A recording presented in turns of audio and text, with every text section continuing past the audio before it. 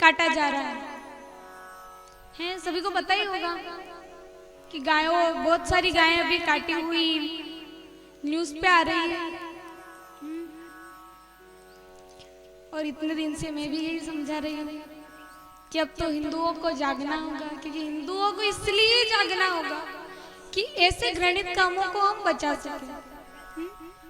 वरना हमारे देश, यह धरती कैसी है, वंदन की धरती, अभिनंदन की भूमि है। यहाँ पर बहुत सारे वीर जवान ऐसे हुए हैं जिन्होंने अपने देश के लिए प्राण न्योछावर कर दिए, अपने देश के लिए अपने प्राणों का तक मूल्य नहीं समझा। ऐसे इस देश में जवान हुए हैं। वो वहां पर बॉर्डर पे खड़े होते हैं, तभी हम यहाँ पे कथा सुन पा रहे हैं, वरना कथा सुनना हमारे बस में नहीं है। वो नहीं होते तो हम कथा नहीं सुन पाते।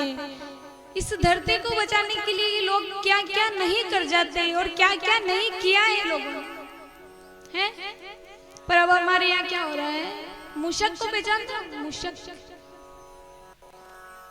है चूहे को, मूषक चूहे को कहते हैं। और उस पर कौन विराजमान होते हैं?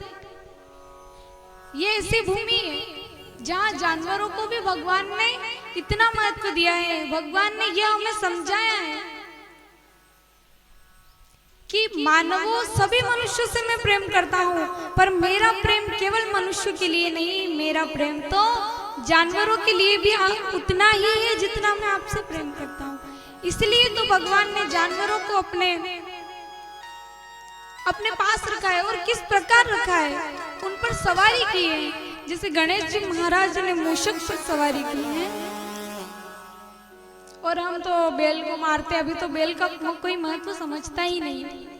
कौन समझता है बैल का महत्व? पहले तो खेत में जोतने के लिए बैल, गाड़ी चलाने के लिए बैल, हल जोतने के लिए बैल। अब तो बैल दिखने को ही नहीं मिलते हैं, कोई रखता ही नहीं है बैलों को। पर उस बैल को महादेव जी ने नंदी के रूप में अपनी सवारी बनाई। वो बार बार बता रहे हैं कि मैं तो जानवरों से भी प्रेम करता हूँ, इसलिए शंकर ने नंदी को अपनी सवारी बनाई। और जिसकी हम बात करते हैं और जिनसे हम डरते हैं, शेर से कोई नहीं डरता, पर हमारी माता जगत जननी ने तो उसी की सवारी की।